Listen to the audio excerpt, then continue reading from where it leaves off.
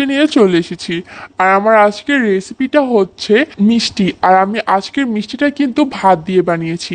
রাতের বেঁচে যাওয়া ভাত দিয়ে আমি আজকের এই মিষ্টিটা বানিয়েছি। কেউ কিন্তু ধরতেই পারবে না যে এই মিষ্টিটা ভাত দিয়ে বানানো। তো এই রেসিপিটা কিভাবে বানাতে হয় চলুন দেখে নিই। ফ্রেন্ডস, আমি এখানে 2 কাপের মতো বাসি ভাত নিয়েছি। আপনারা যদি ফ্রিজে রাখেন তাহলে কিন্তু ভাতগুলোকে আগে থেকে নামিয়ে গরম করে তারপর ঠান্ডা করে নিতে পারেন। আর এখন এতে দিয়ে দিচ্ছি স্বাদ অনুযায়ী লবণ। আর দিয়ে দিচ্ছি 3 টেবিল চামচ পরিমাণ পানি। আর আমি এখন এই ভাতগুলোকে ব্লেন্ডারে ব্লেন্ড করে নিব। আপনারা কিন্তু চাইলে পাটায়ও পিষে নিতে পারেন। ফ্রেন্ডস, আমি ভাতগুলো কিন্তু ব্লেন্ডারে ভালোভাবে ব্লেন্ড করে নিয়েছি। আর আমি এখানে একটা ফ্রাই প্যানে 1 চা চামচ ঘি মেল্ট করে নিয়েছি। আর আমি এখন এখানে পেস্ট করে নেওয়া এই ভাতটা দিয়ে দিচ্ছি। আর আমি এখন অল্প আঁচে এই ভাতটাকে কিছুক্ষণ ভেজে নেব।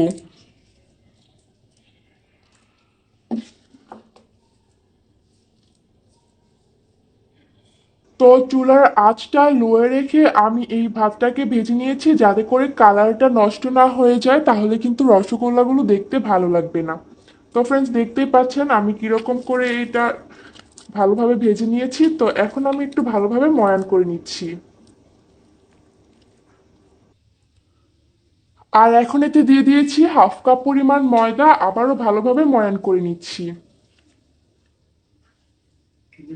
তো ফ্রেন্ডস, আমি ভালোভাবে ময়ান করে একটা ডো বানিয়ে নিয়েছি। তারপর সেখান থেকে অল্প পরিমাণ ডো নিয়ে আমি হাতের সাহায্যে এরকম রাউন্ড শেপ দিয়ে দিয়েছি। তো এরকম ভাবে আমি সবগুলো বানিয়ে নিচ্ছি। তো ফ্রেন্ডস, আমি এভাবে সবগুলো রাউন্ড শেপ করে নিয়েছি। তো এখন শিরা দেওয়ার পালা। তো শিরা দেওয়ার জন্য আমি এখানে একটা হাঁড়িতে 2 কাপ পরিমাণ পানি দিয়ে দিয়েছি। আর আমি এখন এতে 1 কাপ পরিমাণ চিনি দিয়ে দিচ্ছি। আর এখন আমি এতে দিয়ে দিচ্ছি গরম মশলা, 3টা এলাচ দিয়ে দিচ্ছি। তো ফ্রেন্ডস, এখন চুলাটা জ্বালিয়ে দিয়েছি। আর এখন আমি এইটা বলক আসা পর্যন্ত ওয়েট করছি। আর ভালোভাবে নেড়ে চেড়ে দিচ্ছি। বলক আসতে আসতে কিন্তু চিনিটা পুরোপুরি গলে যাবে।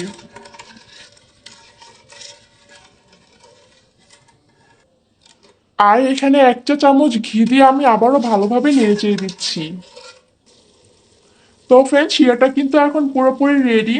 2-3টার মতো অলরেডি বলক চলে আসছে। তো আমি এখন এই শেপ করে নেওয়া রসগোল্লাগুলো দিয়ে দিচ্ছি।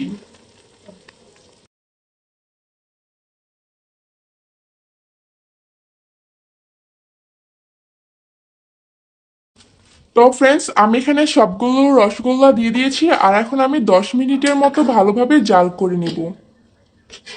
আর মাঝখান দিয়ে এভাবে হালকা করে একটু নেড়ে চেড়ে দিতে হবে। অবশ্যই সাবধানে রাখতে হবে, না হলে কিন্তু এগুলো শেপ নষ্ট হয়ে যাবে।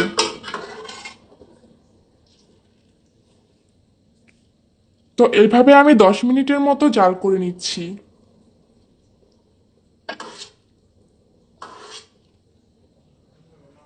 ফাইনালি 10 মিনিটের মতো আমি এগুলোকে জাল করে নিয়েছি। তো আমি এভাবে 1 ঘন্টার জন্য ঢেকে রেখে দিচ্ছি।